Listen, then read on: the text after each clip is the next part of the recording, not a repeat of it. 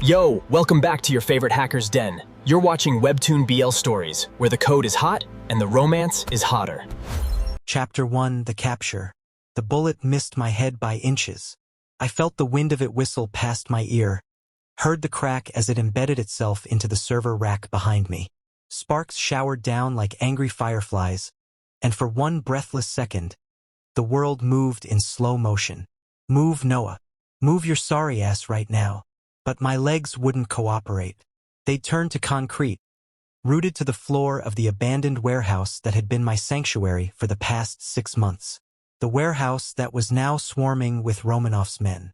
I'd known this day might come. Hell, I'd planned for it. Every hacker worth their salt knows you don't poke a sleeping bear unless you're prepared for the claws.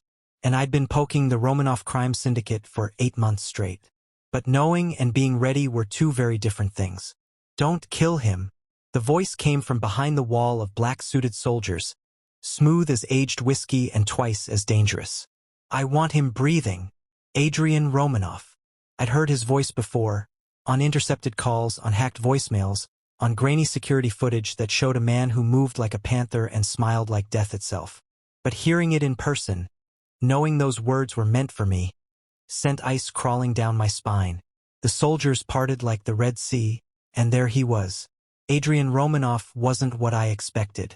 In the photos I'd seen, he'd looked like every other mafia boss. Sharp suits, cold eyes, the kind of face that had seen too much and felt too little. But standing 20 feet away from him, I realized the photos had missed something essential. They'd missed the fire.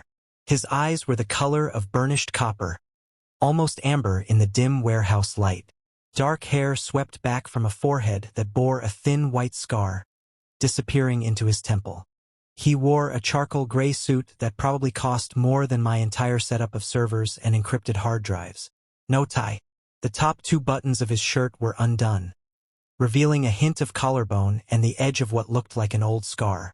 But it was his expression that made my heart stutter. He was staring at me like he'd seen a ghost.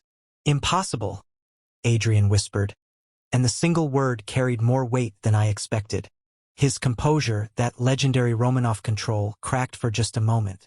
His hand, which had been reaching for something inside his jacket, went still. I didn't understand. I was nobody, just a hacker who'd gotten too good at his job, a ghost in the machine who'd finally been caught.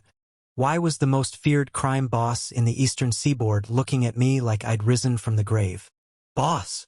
One of the soldiers shifted uncomfortably. Should we restrain him?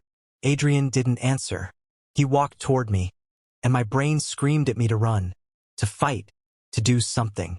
But the soldiers had guns trained on every inch of my body, and I was smart enough to know when I was outmatched. He stopped 3 feet away, close enough that I could smell his cologne. Something dark and woody, with a hint of citrus. Close enough that I could see the way his pupils dilated, the slight tremor in his otherwise steady hands. Say something, he commanded. I lifted my chin. I might be caught, but I wasn't going to beg.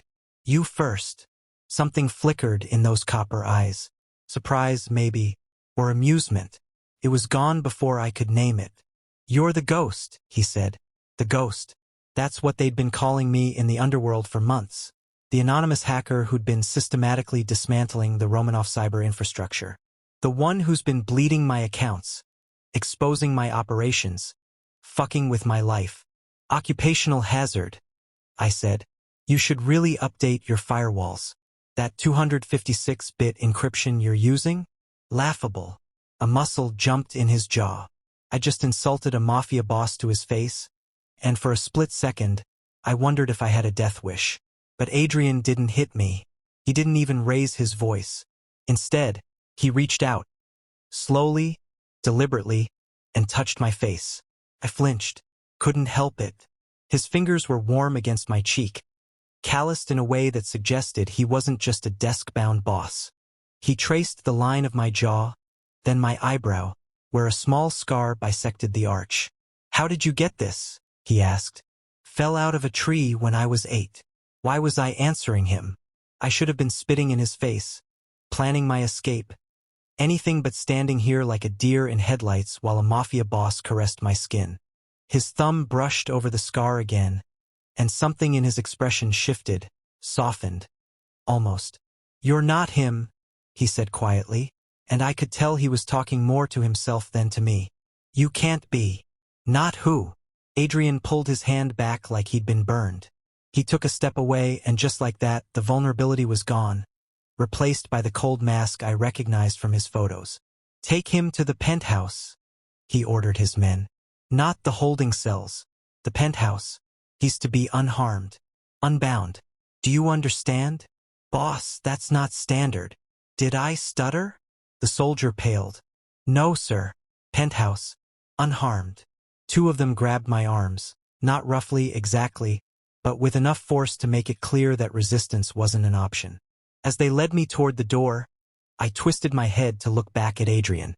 He was still standing where I'd left him, his hand pressed against his chest like he was feeling for a heartbeat that shouldn't be there. And on his face was an expression I couldn't quite decode. Grief, maybe, or longing, or the first stirrings of an obsession that would consume us both.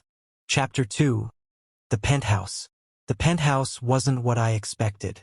I'd spent 6 months digging through every corner of Adrian Romanov's digital footprint.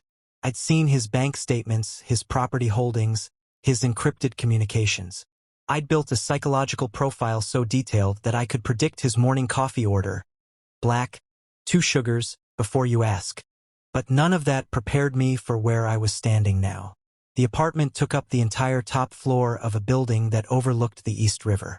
Floor-to-ceiling windows showed a skyline that glittered like scattered diamonds against the night. The furniture was minimalist but clearly expensive, leather and dark wood, and the kind of art that made me feel like I should know the artist's name.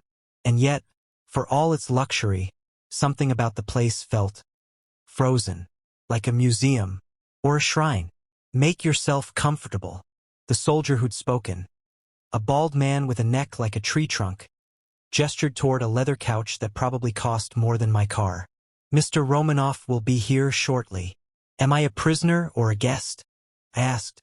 "I'd like to know whether I should order room service or start digging a tunnel." The soldier's expression didn't change, but I caught the barest hint of sympathy in his eyes. "You're whatever he decides you are." Then he left, closing the door behind him with a soft click that sounded far too final. I waited 10 seconds, then 20. When no one burst in to check on me, I started exploring. The penthouse was larger than it had any right to be. A living room, a dining room that could seat 12, a kitchen that would make a Michelin star chef weep with envy. But it was the hallway that drew me. A long corridor lined with doors, each one more intriguing than the last. I tried the first door. Locked. The second. Locked. The third turned under my hand, and I pushed it open to find myself in what could only be described as a study. Books lined the walls. Real books with cracked spines and worn pages. A massive mahogany desk dominated the center of the room, covered in papers that looked like they hadn't been touched in years. But it was the photographs that caught my attention. Dozens of them, framed on the desk, taped to the walls, tucked into the edges of the bookshelves. All of them featuring the same person, a man. In some photos he was laughing, head thrown back, eyes bright with joy. In others he was serious, reading a book or typing on a laptop. There were candid shots, the kind you take when you love someone so much you want to capture every ordinary moment. And there were professional ones, the kind that ended up on magazine covers. He was beautiful, strikingly, unmistakably beautiful. Dark hair that fell across his forehead, high cheekbones, a mouth that seemed perpetually on the verge of smiling. But it was his eyes that made my blood run cold. Because they were my eyes. Same shape, same color, same way of looking at the camera like it held all the secrets of the universe. Oh shit. I stumbled backward, my hip hitting the edge of the desk. A frame toppled, glass shattering against the hardwood floor. I barely noticed.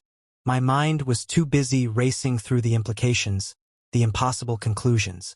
"You're not him," Adrian had said. "You can't be." "Find what you were looking for?" I spun around. Adrian Romanov stood in the doorway, having changed out of his suit into dark pants and a thin sweater that clung to his chest. His arms were crossed, his expression unreadable, but his eyes, Those impossible copper eyes were burning with an intensity that made my stomach flip. "The man in the photos," I said, surprised by how steady my voice sounded. "Who is he?" Adrian walked into the room, stepping carefully around the broken glass. He bent down and picked up the fallen frame, his fingers brushing over the image with a tenderness that made my chest ache. "His name was Julian Thorne," he said quietly. "My husband was." Past tense.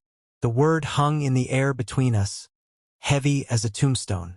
"What happened to him?"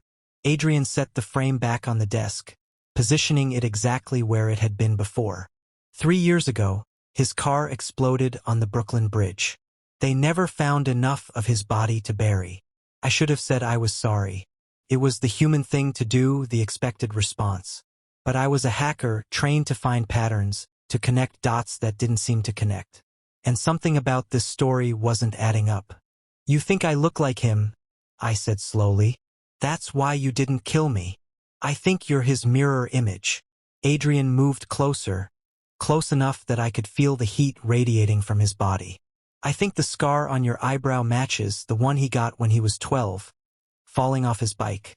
I think you have the same hands, the same laugh, the same goddamn way of tilting your head when you're about to say something infuriating. Lots of people look alike. Not like this." He reached up and cupped my face again. The same gesture from the warehouse, only this time his touch lingered. "I shared a bed with that man for 6 years. I knew every inch of his body, every sound he made when he slept, every expression that crossed his face. And looking at you is like looking at a photograph that somehow came to life." My heart was hammering so hard I was sure he could feel it through his palm. "I'm not him, Adrian. I'm just a hacker who got caught. My name is Noah Kim. I grew up in Nebraska. My parents run a dry cleaning business. I've never been to New York before 6 months ago." "Noah," he repeated, testing the name on his tongue. "It doesn't fit you. It's my name." Julian would have said the same thing.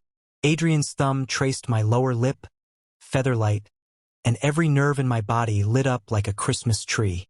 He was stubborn like that, argued with me about everything. What to eat for dinner, what movie to watch, what color to paint the guest bathroom. Chapter 3. The Deal. I didn't sleep that night. Adrian had shown me to a guest room. Not the master suite, I noticed, though the bed was just as large and just as soft. He'd left me with a quiet good night, and a look that suggested he wanted to say something else entirely. But I couldn't stop thinking about the kiss. Couldn't stop replaying the way his lips had felt against mine. The way his body had fit against me like we'd been designed to intersect. It didn't make sense. None of it made sense. I was a hacker who'd been trying to destroy his empire, and he was the monster who'd been hunting me for months. We weren't supposed to share breath. We weren't supposed to share longing. And yet, the next morning I found Adrian in the kitchen, making coffee in a machine that looked more complicated than most of my encryption algorithms. He'd changed into a black button-down and gray slacks, and his hair was still damp from the shower. "I wasn't sure if you drank coffee," he said without turning around. Julian preferred tea. Earl Grey. No sugar. A splash of milk. "I'm not Julian," I reminded him. "No, you're Noah." He finally turned, holding out a mug that had the word boss emblazoned on the side in gold letters. "Do you drink coffee, Noah?" "I do. Black, 2 sugars. The corner of his mouth twitched. Exactly how Julian used to take his. I took the mug, careful not to let our fingers brush. Coincidence? Maybe. Adrian sat across from me at the kitchen island, cradling his own mug. This one reading World's Okayest Husband in ironic script. Or maybe something else entirely. We drank in silence for a while, the morning light streaming through the windows and painting everything in shades of gold. It was almost peaceful, almost normal. Like we were just 2 people sharing breakfast instead of enemies dancing around a mystery that neither of us understood. "What happens now?" I asked finally. Adrian set down his mug. "That depends on you." "On me? You've been dismantling my organization for the better part of a year. You've cost me millions, exposed operations that took decades to build, and made me look like a fool in front of every other family on the East Coast. He said it matter-of-factly, without anger. By all rights, I should have you killed. But you're not going to. No. His eyes met mine, dark and intense. I'm going to make you a deal. I'm listening. Someone has been feeding you information. Someone inside my organization. You're good, Noah. I've seen your work. But no hacker is good enough to find half the things you found without inside help. I kept my face neutral, but my heart was racing. He was right, of course. I'd had a source, someone high up in the Romanov hierarchy who'd been slipping me access codes, financial records, operational details. Someone I'd never met in person, who communicated only through encrypted channels and a voice modulator. I don't know who it is. I lied. They contacted me anonymously. You're lying. Adrian stood, circling the island until he was standing behind me. His hands came to rest on my shoulders, warm and heavy. And I understand why. Trust is a precious commodity in our world. But here's the thing about me, Noah. I don't make threats I'm not prepared to carry out. Are you threatening me? I'm making you an offer. He leaned down, his lips brushing my ear. Work with me. Help me find the mole in my organization, the person who's been playing both sides. And in exchange, I'll let you live. That's not much of an offer. It comes with additional benefits. His hands slid from my shoulders to my neck, thumbs tracing the line of my jaw. You'll have full access to my resources, my protection, my attention. My breath hitched. Your attention? Don't pretend you didn't feel it last night. His voice had dropped to a husky whisper, and I could feel the words vibrating against my skin. Don't pretend you've been able to think about anything else. I turned on the stool to face him, and suddenly we were too close, our knees brushing, his hands still cradling my neck. You can't seduce me into betraying my source, I said, proud of how steady I sounded. Can't I? He smiled, and it was the most dangerous thing I'd ever seen. I've spent 3 years learning every way to touch a body that looks exactly like yours. I know where you're sensitive. I know what makes you gasp, what makes you moan, what makes you forget your own name. You're talking about Julian. I'm talking about you. His thumb pressed against the pulse point in my throat, feeling my racing heartbeat. Because you might not be him, but your body doesn't seem to know the difference. He was right. God help me, he was right. My skin was on fire everywhere he touched, every nerve ending screaming for more. I wanted him with a desperation that defied logic, defied self-preservation, defied everything I'd ever known about myself. But I was also a professional. If I agree to this, I said carefully, I'm not your prisoner. I'm not your replacement for a dead man. I'm your partner. Equal access, equal information, equal say in how we proceed. Adrian's eyes narrowed. You're in no position to negotiate. I'm the only person who can help you find your mole. And if you don't need my help, if you already know who it is, then why am I still alive? Silence stretched between us, thick and electric. Equal access, Adrian said finally. Equal information, but not equal say. His hands tightened on my neck, not painfully, but with clear intent. I'm still the one in charge. I'm still the one who decides when this arrangement ends. Do you understand? Loud and clear. Then we have a deal. He kissed me again. Shorter this time, almost businesslike, but no less devastating. Welcome to the Romanov organization, Noah. Try not to get us both killed. Chapter 3. The Deal. I didn't sleep that night. Adrian had shown me to a guest room. Not the master suite, I noticed, though the bed was just as large and just as soft. He'd left me with a quiet good night, and a look that suggested he wanted to say something else entirely. But I couldn't stop thinking about the kiss. Couldn't stop replaying the way his lips had felt against mine. The way his body had fit against me like we'd been designed to intersect. It didn't make sense. None of it made sense. I was a hacker who'd been trying to destroy his empire, and he was the monster who'd been hunting me for months. We weren't supposed to share breath. We weren't supposed to share longing. And yet, the next morning I found Adrian in the kitchen, making coffee in a machine that looked more complicated than most of my encryption algorithms. He changed into a black button-down and gray slacks, and his hair was still damp from the shower. "I wasn't sure if you drank coffee," he said without turning around. Julian preferred tea. Earl Grey. No sugar. A splash of milk. "I'm not Julian," I reminded him. "No, you're Noah." He finally turned, holding out a mug that had the word boss emblazoned on the side in gold letters. "Do you drink coffee, Noah?" "I do. Black, 2 sugars. The corner of his mouth twitched. Exactly how Julian used to take his. I took the mug, careful not to let our fingers brush. Coincidence? Maybe. Adrian sat across from me at the kitchen island, cradling his own mug. This one reading World's Okayest Husband in ironic script. Or maybe something else entirely.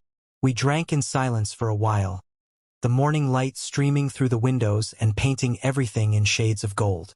It was almost peaceful, almost normal.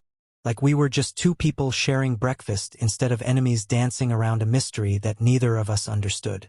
"What happens now?" I asked finally. Adrian set down his mug. "That depends on you." "On me? You've been dismantling my organization for the better part of a year.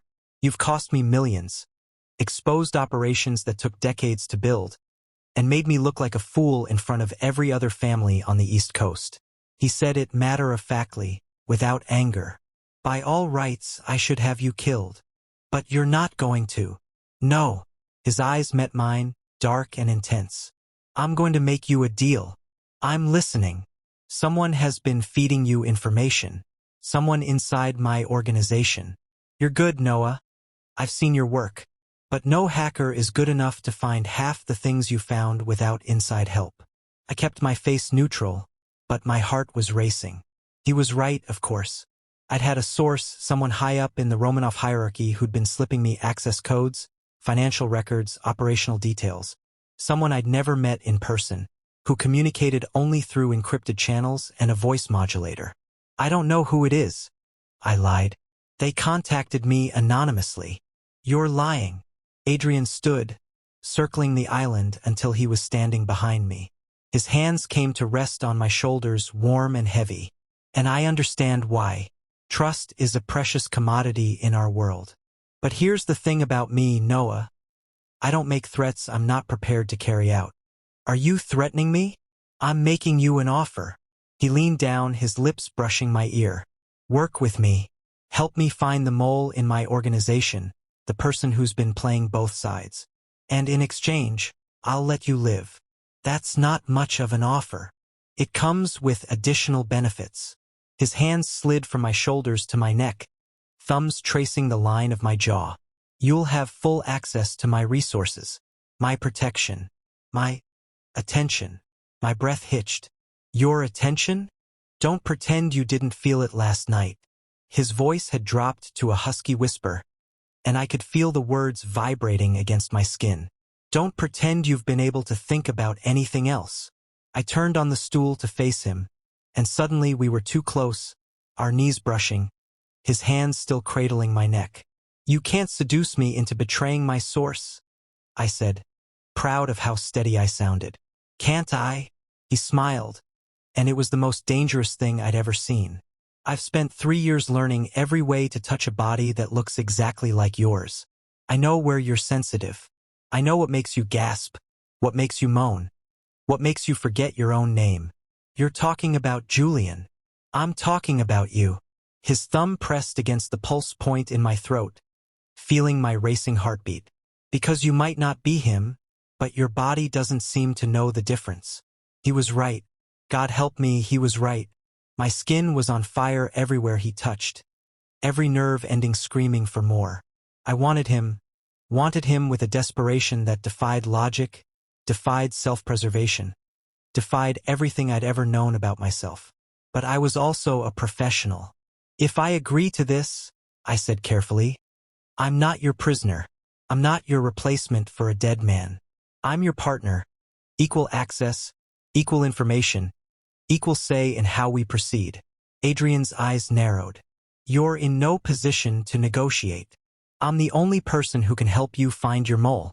And if you don't need my help, if you already know who it is, then why am I still alive? Silence stretched between us, thick and electric. Equal access, Adrian said finally. Equal information, but not equal say. His hands tightened on my neck, not painfully, but with clear intent. I'm still the one in charge. I'm still the one who decides when this arrangement ends. Do you understand? Loud and clear. Then we have a deal. He kissed me again. Shorter this time, almost businesslike, but no less devastating. Welcome to the Romanov organization, Noah. Try not to get us both killed. Chapter 4. The Investigation. The first week was a masterclass in controlled chaos. Adrian gave me a corner of his study, outfitted with 3 monitors, a secure server, and enough computing power to make NASA jealous. I spent my days combing through the Romanov digital infrastructure, looking for the digital breadcrumbs my source had left behind. But I was also looking for something else, because Adrian's story about Julian's death didn't sit right with me. A car explosion on the Brooklyn Bridge, in the middle of rush hour, with no witnesses and no remains. It was too clean, too convenient. And then there was the way Adrian talked about him. Like Julian was a saint who'd been stolen from him, a perfect love that had been tragically cut short. But love wasn't that simple. People weren't that simple. You're thinking too loud. Adrian's voice came from the doorway, and I looked up to find him leaning against the frame, a glass of whiskey in his hand. It's 3 in the morning. Time is relative when you're chasing ghosts. He crossed the room and set the whiskey on my desk, close enough that I could smell the amber notes. Find anything interesting? I found a transaction from 3 years ago, a transfer of $5 million to an offshore account. The originating account belongs to one of your shell companies, but the authorization code. I trailed off, rubbing my eyes. The authorization code came from Julian's personal terminal. Adrian went very still. That's impossible. Julian was dead before the transfer went through. That's what's bothering me. I pulled up the data on my main screen, watching Adrian's face as he read the timestamps. The transfer was initiated 45 minutes after the explosion. Someone logged into Julian's account and moved the money themselves. Someone who knew his passwords. Someone who was him. I turned to face Adrian fully. Or someone who wanted us to think he was still alive. The silence that followed was heavy enough to crush bones. What are you suggesting? Adrian asked, his voice dangerously quiet. I'm not suggesting anything yet. I'm just pointing out inconsistencies. I minimized the screen and pulled up another file. There's also the matter of the mole. I've traced their activity to a specific IP address, one that resolves to a location in the city. A location you're going to want to see. Where? I typed a command, and a map appeared on the screen, zooming in on a building in Lower Manhattan. A building I recognized from my research. The Thorn Foundation, I said. Julian's charitable organization. The one that's been shuttered since his death. Adrian's knuckles went white around his whiskey glass. You're telling me the person who's been feeding you information about my operation is operating out of my dead husband's office? I'm telling you that someone is using Julian's legacy as cover. Whether that someone is Julian himself. I shrugged. That's what we need to find out. He set down the glass, carefully, deliberately, like he was afraid he might shatter it otherwise.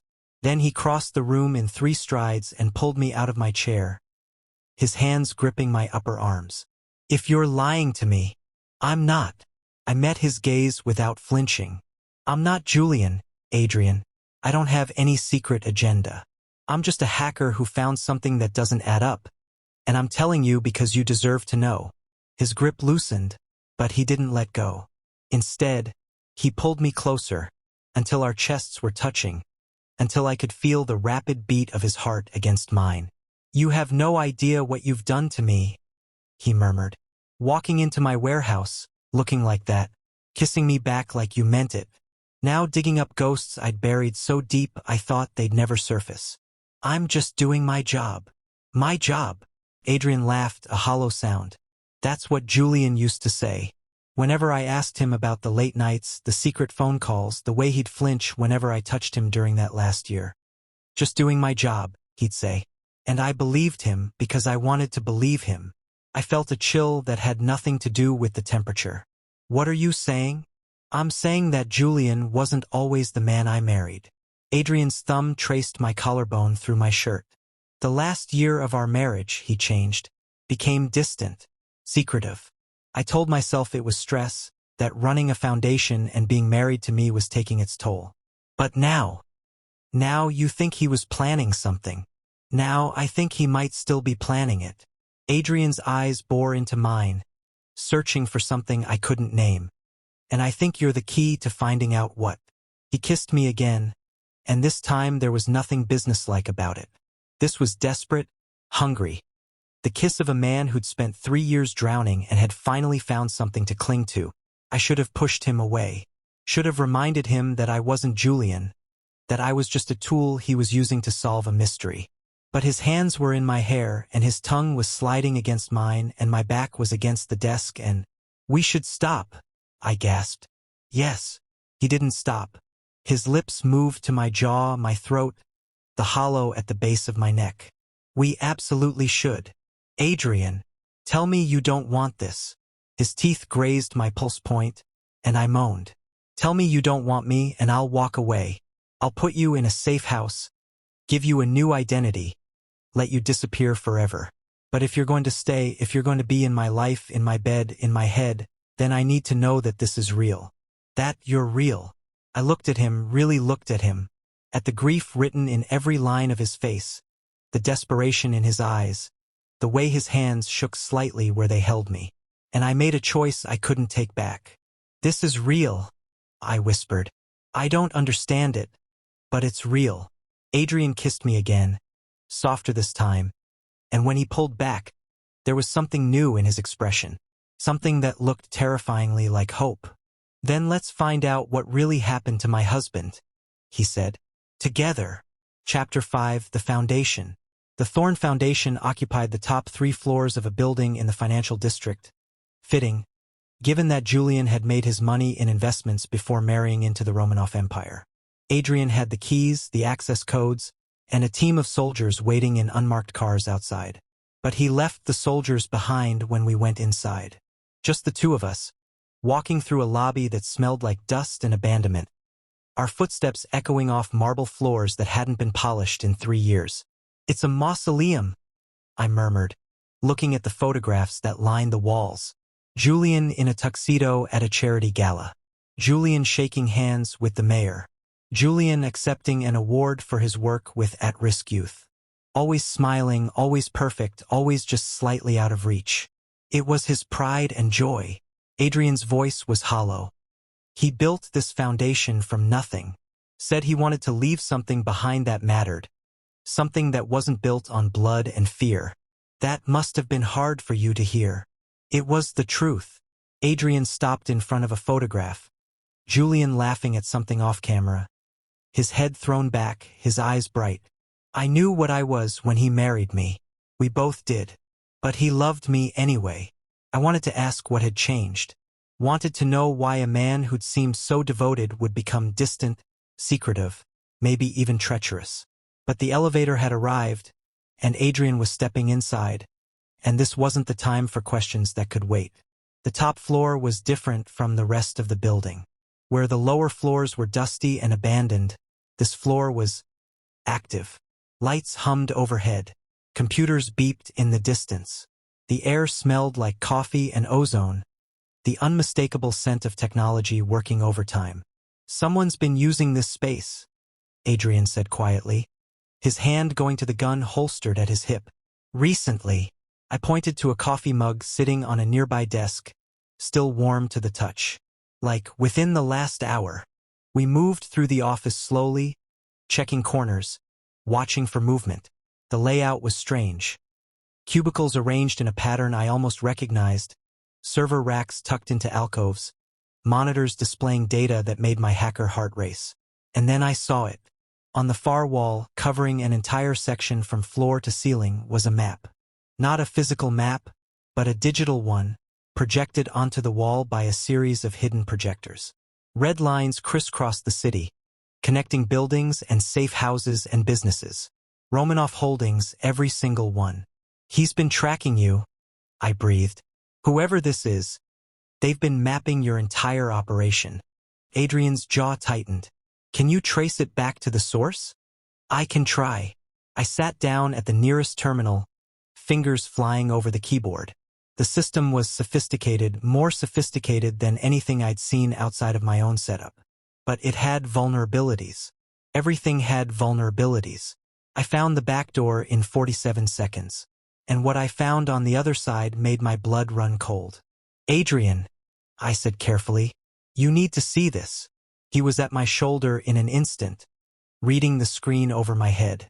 I watched his face as he processed the information, the financial records, the communication logs, the operational plans. All of it tied to one name, Julian Thorne. These are dated after the explosion, Adrian said, his voice barely a whisper. After he was supposed to be dead. I know. These plans, they're for an attack on my organization. On my family. He grabbed the back of my chair, his knuckles white. My husband has been trying to destroy me from beyond the grave. Or, I said, pulling up another file. He's not in a grave at all. The file was a video surveillance footage from 6 months ago, timestamped and geotagged. I hesitated for just a moment, then pressed play. The image was grainy, taken from a security camera positioned across the street. But even with the poor quality, there was no mistaking the man who walked out of a brownstone in Brooklyn, glanced both ways, and disappeared into a waiting car. He had dark hair and high cheekbones and a mouth that seemed perpetually on the verge of smiling. He had my face. Julian, Adrian breathed, and his voice cracked on the name. The man in the video, Julian, it had to be Julian, looked directly at the camera for just a moment. And even through the grain and the shadows, I could see him smile. Not a happy smile. Not a relieved smile. The smile of a man who knew exactly what he was doing. Chapter 6. The Confrontation. Adrian didn't sleep that night either. I found him on the balcony, staring out at the city with a cigarette burning between his fingers. The first time I'd seen him smoke. His shoulders were rigid, his jaw tight, and when I stepped outside, he didn't turn around. He's alive, Adrian said. Not a question. A statement of fact, spoken in the tone of a man accepting a death sentence. 3 years. 3 years I've been mourning him, and he's been alive the whole time. Maybe there's an explanation. Don't. His voice cracked like breaking glass. Don't make excuses for him. I've spent 3 years making excuses. For the distance, for the secrets, for the way he'd look at me sometimes like I was a stranger. I told myself he was stressed, that he needed space, that he'd come back to me. He might have had a reason. The only reason that matters is that he lied. Adrian finally turned, and the look on his face shattered something inside me. He let me grieve, let me bury an empty coffin. Let me spend 3 years drowning in guilt because I wasn't there when his car exploded, and all along he was here, walking around, smiling at security cameras. I didn't know what to say. What comfort could I offer a man whose dead husband had risen from the grave as an enemy? So I did the only thing I could think of. I crossed the balcony and wrapped my arms around him. Adrian stiffened for a moment, surprise flickering across his face. Then his arms came around me, crushing me to his chest, and he buried his face in my hair. His body shook. Not with sobs exactly, but with something close. Something that had been building for 3 years and finally had nowhere else to go. I don't understand, he whispered into my hair. I loved him. I would have died for him. And he. Some people don't know how to be loved, I said quietly. Some people are so broken that they can't recognize it when they see it. That's not an excuse. No, it's not. I pulled back just enough to look at his face. But it might be an explanation. And explanations matter, even when they don't excuse. Adrian's hands cupped my face, his thumbs brushing away tears I hadn't realized I'd shed. You're nothing like him, you know? Julian would have given me space, would have let me stew in my own anger until I pushed him away. But you. I'm not him, I agreed. No. His forehead pressed against mine, his breath warm on my lips.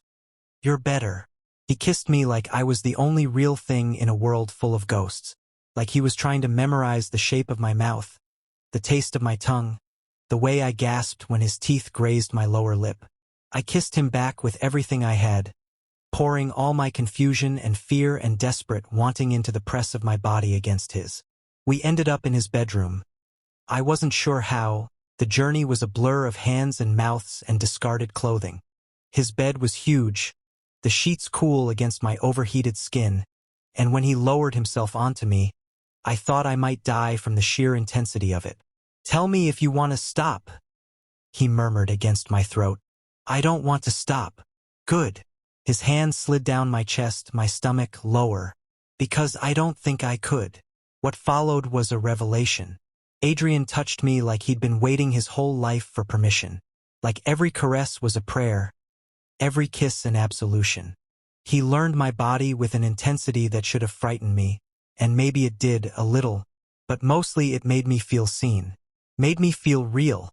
Afterward, we lay tangled together in the darkness, his head on my chest, my fingers carding through his hair. I still have to find him, Adrian said eventually.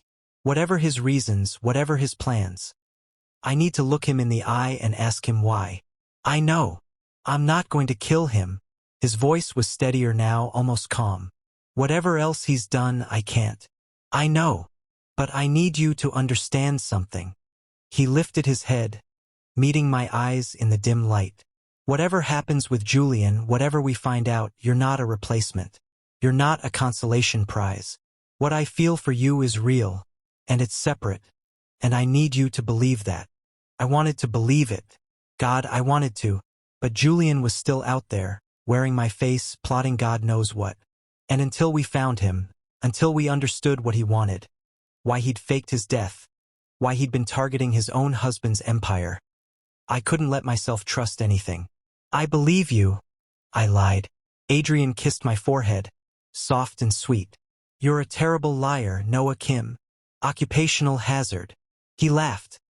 Actually laughed. The first real laugh I'd heard from him, and pulled me closer. Tomorrow we would hunt a ghost. Tonight, I let myself pretend that everything was going to be okay. Chapter 7, The Hunt. Finding Julian Thorne should have been impossible. He'd had 3 years to cover his tracks, build new identities, disappear into the shadows he knew so well. But I was good at my job, better than good. And he'd made one critical mistake. He'd underestimated Adrian's ability to let someone else in. He's been watching you, I told Adrian 2 days later, pulling up a map covered in red dots. For the last 6 months, someone has been tracking your movements, monitoring your communications, even intercepting some of your deliveries. My own husband, spying on me. Not just spying. I zoomed in on a cluster of dots near the Brooklyn waterfront. He's been building something, a network maybe, or a trap. Adrian studied the map, his expression unreadable.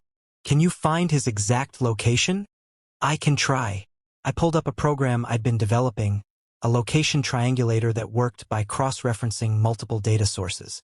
But it'll take time, and I'll need access to some of your less legal resources. Whatever you need.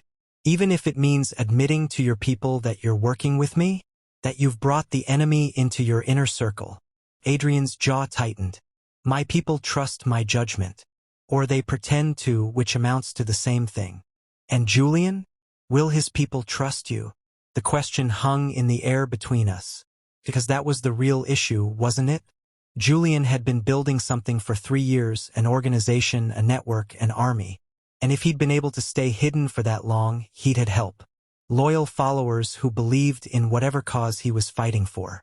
Followers who might not take kindly to Adrian showing up with a look-alike in tow. We'll cross that bridge when we come to it, Adrian said finally. For now, just find him. So I did. It took 4 days of non-stop work, fueled by coffee and adrenaline and the occasional kiss that Adrian used to keep me going. I traced financial transactions, analyzed communication patterns, mapped out the movements of known associates. Piece by piece, the picture came together. Julian had built a shadow empire. Smaller than the Romanov organization, but more agile, more secretive. Designed not to conquer, but to undermine. He's not trying to destroy you, I realized. He's trying to prove something. What? Adrian asked when I voiced the thought aloud. What could he possibly be trying to prove? That he didn't need you to save him. I turned to face him, my eyes burning from too many hours staring at screens. The Julian in those photographs, the one at galas, shaking hands with the mayor, accepting awards, he looked happy. But did you ever ask him if he was happy? Adrian flinched like I'd struck him. I asked him every day. Did he answer? Silence. I thought so. I rubbed my eyes, exhaustion making me bolder than I should have been. You loved him, Adrian. I don't doubt that. But love isn't the same as understanding. And maybe Julian needed to be understood more than he needed to be loved. And you think you understand him? I think I understand wanting to prove yourself. Wanting to be seen as more than just an accessory to someone else's power. I met his gaze steadily. I've spent my whole life being overlooked, underestimated, dismissed. If someone had tried to lock me in a gilded cage, even one lined with love, I might have burned it down too. Adrian stared at me for a long moment. Then he crossed the room and pulled me into his arms, holding me so tightly I could barely breathe. You're not an accessory, he murmured against my hair. You're not a cage. You're the first person in 3 years who's made me feel like I might survive this. Adrian, I know this isn't simple. I know Julian is still out there, and I know you're not him, and I know we're moving too fast. He pulled back just enough to look at my face. But I need you to know that whatever happens, whatever we find, I'm glad you're here. I'm glad you broke into my servers and made me look like a fool. I'm glad I captured you instead of killing you. You captured me because I looked like your dead husband. I captured you because you looked like my dead husband. He smiled, soft and sad. I kept you because you're Noah, and Noah is worth keeping.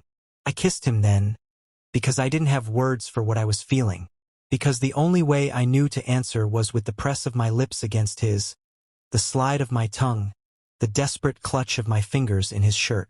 We were interrupted by a ping from my computer. I pulled away, breathless, and looked at the screen. We found him, I said. He's in Red Hook, an old warehouse on the waterfront. Adrian's expression hardened. All traces of softness replaced by the cold mask I remembered from our first meeting. Then let's go say hello to my dead husband. Chapter 8. The warehouse. The warehouse was abandoned, or it was supposed to be. But I could see the lights burning behind the grime-covered windows, could hear the faint hum of generators working overtime. Julian had built his command center in the last place anyone would think to look. Adrian brought 6 soldiers, all of them armed to the teeth. I came unarmed, because I wasn't a fighter and we all knew it. My weapon was my mind, and I'd already done more damage with that than any gun could manage. He knows we're coming, I said as we approached the entrance.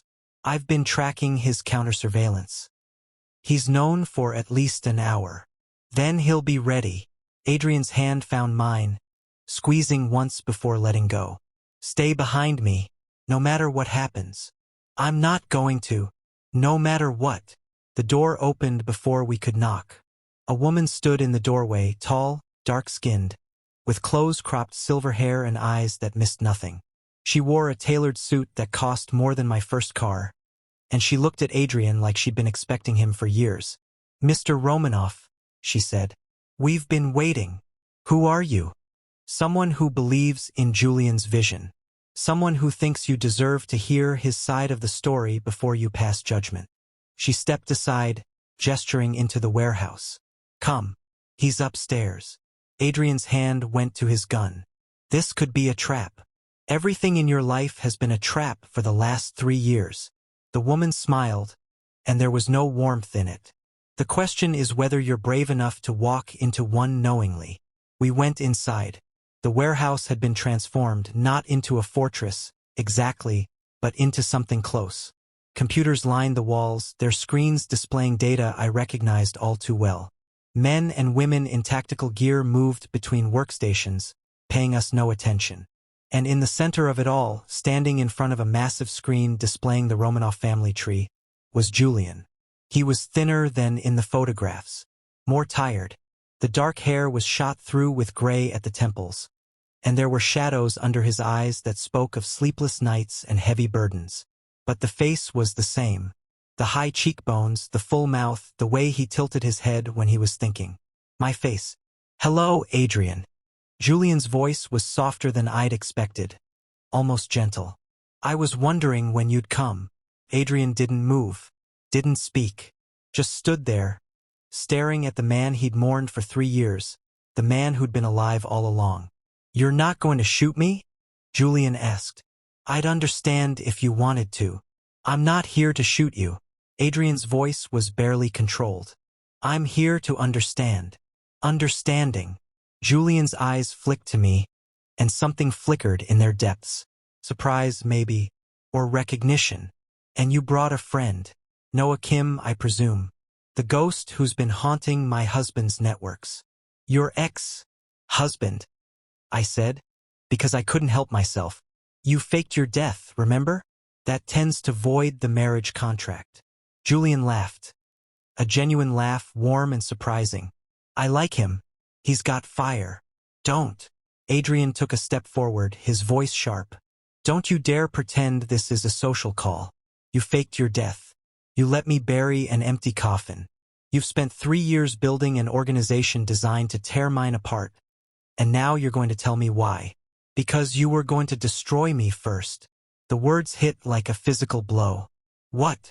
Adrian's face went pale. I would never. Julian moved closer, and I saw for the first time the anger burning beneath his calm surface. You were planning to take over my foundation, absorb it into your organization, use it as a front for your money laundering. I found the documents, Adrian. I saw the plans. What documents? What plans? The ones your father left behind. Julian's voice cracked. The ones that proved you'd only married me for access to my family's connections. That our entire relationship was a strategic move, orchestrated by the Romanov Empire to expand its reach. Adrian looked like he'd been punched. My father has been dead for 5 years. Whatever plans he made were plans you carried out. Julian was shaking now, his composure crumbling. Every meeting I attended, every person I introduced you to, every door I opened, you used all of it. And when I started asking questions, when I got too close to the truth, I never wanted to hurt you. You married me. The shout echoed through the warehouse, and everyone froze. Soldiers reached for weapons. Technicians stopped typing. Even the computers seemed to hold their breath. I stepped forward, positioning myself between Adrian and Julian. Both of you need to calm down. Stay out of this, Julian snapped. No. I met his gaze steadily. I've spent weeks digging through your files, your communications, your entire digital footprint, and I found something you missed. Julian's eyes narrowed. What? Proof that Adrian didn't know about his father's plans. I pulled out my phone, pulling up the file I'd been saving for this moment. Proof that he was just as much a pawn as you were. I showed him the screen, and Julian's face went white. Chapter 9, The Truth. The document was dated 6 years ago. A year before the wedding, 2 years before the plans for the foundation takeover had been drawn up. It was a letter from Adrian's father to an unknown recipient, detailing a strategy for infiltrating the Thorne family through marriage. But there was also a second document. This one was dated more recently, 6 months after Julian's supposed death. A report from a private investigator, hired by someone to track Adrian's movements, monitor his grief, ensure he didn't discover the truth. The person who'd hired the investigator was Julian. You've been watching him, I said slowly, understanding dawning. Not just recently. For years. You knew he didn't know about his father's plans. You knew he genuinely loved you. But you faked your death anyway. Julian's jaw tightened. You don't understand. Then explain it. Adrian's voice was raw, torn open. Explain why you let me suffer. Why you let me believe I'd failed you, that I'd let you die, that I'd never get to say goodbye. Explain it. For a long moment, Julian said nothing, just stood there, looking at his husband with an expression that held equal parts love and grief. Because I was scared, he said finally. Because when I found those documents, when I realized what your father had planned, I didn't know if you were part of it. And by the time I figured out you weren't, you were already gone, already committed to the plan. Julian's shoulders sagged. I'd built this organization, this network, this entire shadow empire designed to protect me from the Romanovs. And I couldn't just undo it. Couldn't come back and pretend everything was fine. Everything wasn't fine. Adrian stepped closer, and this time Julian didn't back away. You were alive. That's all that mattered. I was alive, and I was a coward. Tears spilled down Julian's cheeks, and he didn't bother to wipe them away. I told myself I was protecting myself, protecting the people who'd helped me, but really I was just afraid. Afraid that if I came back, you'd reject me. Afraid that you'd choose your family over me. I chose you the moment I met you. Adrian reached out, his hand hovering just inches from Julian's face. I've spent 3 years choosing you. Choosing your memory, your ghost, the echo of your laugh in empty rooms. And all along you were here. Alive. You should hate me. I should. Adrian's hand finally made contact, cupping Julian's cheek. But I don't. They kissed, softly, gently, the kind of kiss that spoke of wounds too deep for words. And I watched, feeling like an intruder, like a ghost myself. Because this was what Adrian had wanted all along. His husband, returned from the dead. His love restored. Where did that leave me? Julian pulled back first, his eyes finding mine over Adrian's shoulder. You, he said, you look like me. Genetic coincidence, I said flatly. I'm nobody. You're the hacker who's been dismantling my operation. Julian pulled away from Adrian, walking toward me with curious eyes. The one who found me when no one else could. The one who's been sleeping in my husband's bed. Heat flooded my cheeks. I'm not angry. Julian stopped a few feet away, studying me like I was a puzzle he was trying to solve. Confused, maybe. A little jealous, if I'm being honest. But not angry. You don't have the right to be jealous, Adrian said sharply. You left. You faked your death. You don't get to come back and claim territory. I'm not claiming anything. Julian's voice was calm, reasonable. I'm just observing. This man is clearly important to you.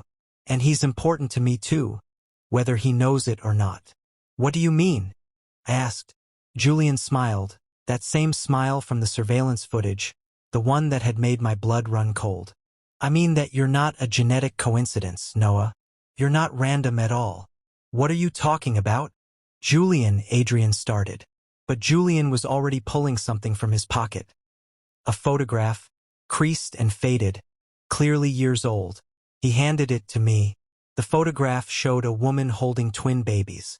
She was young, pretty, with dark hair and a tired smile.